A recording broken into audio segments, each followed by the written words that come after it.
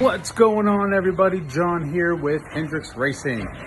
I'm making this as an intro, or one of the intros, I guess, to this video. Roebling was fantastic. Absolutely had a blast. Had the best start of my race career, and got to pass some people, caught some people, had to figure out how to make passes. Just had a blast up at Roebling. Came in second, which I'm super proud with, and shaved 15 seconds off of my previous lap time, my fastest lap.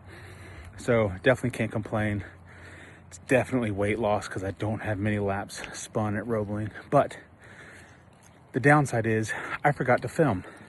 Put the camera in the bike, in its cradle, didn't turn it on, didn't hit record. However, as you will see, I had some friends show up at Roebling, and family, and they all shot a boatload of footage, some of me, some of other racers, but I'm going to put that in this video. So I definitely hope you guys enjoy, and on to Little Talladega.